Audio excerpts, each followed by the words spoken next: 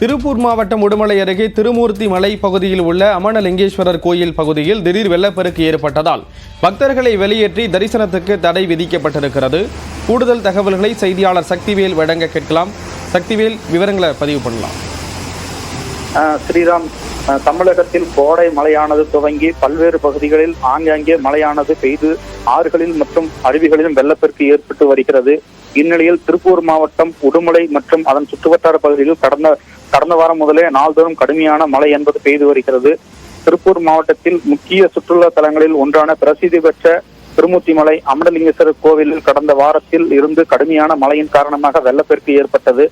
இன்றும் லேசான மழை பொழிவு ஏற்பட்ட பொழுது பக்தர்கள் மற்றும் சுற்றுலா பயணிகளின் பாதுகாப்பு நலன் கருதி பஞ்சலிங்க அருவி மற்றும் அமனலிங்கேஸ்வரர் கோவில் உள்ளிட்ட பகுதிகளில் செல்ல தற்காலிக தடை விதிக்கப்பட்டது. இந்நிலையில் 5வது முறையாக மீண்டும் இன்று பஞ்சலிங்க அருவியில் கடுமையான வெள்ளப்பெருக்கு ஏற்பட்டதால் அமனலிங்கேஸ்வரர் கோவில் வளாகத்தை கடுமையான வெள்ள நீர் சூழ்ந்தது. இதனால் கோவில் ஊழியர்கள் ஒலிபெருக்கியின் மூலம் பொதுமக்கள் பாதுகாப்பான இடங்களுக்கு செல்லுமாறு அறிவுறுத்தினர். மேலும் சுற்றுலா பயணிகள் பக்தர்கள் வெளியேற்றப்பட்ட சில நிமிடங்களிலேயே கடுமையான காற்றாற்று வெள்ளம் பெருக்கெடுத்து கோவில் பிரகாரம் உள்ளிட்ட பகுதிகளில் சூழ்ந்தது. கடந்த வாரத்தில் ஏற்பட்ட வெள்ளப்பெருக்கை விட இன்று அதிக அளவில் வெள்ளம் கரை புரண்டு ஓடியது.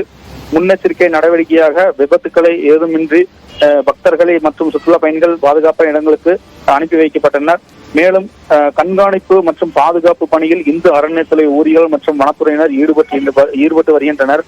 அதேபோல் திருமூர்த்தி அணை நீர்பிடிப்பு பகுதி மலை கிராமங்களான குருமலை, மேல் குருமலை, பாலாறு உள்ளிட்ட இடங்களில் தொடர்ந்து பெய்து வரும் கனமழையால் 60 அடி கொண்ட திருமூர்த்தி மலை அணை கடந்த நாட்களில் பெய்து வரும் கனமழையால் தற்போது இன்று 28 அடியை எட்டி உயர்ந்துள்ளது. விவரங்களை வழங்கியதற்கு நன்றி சக்திவேல்.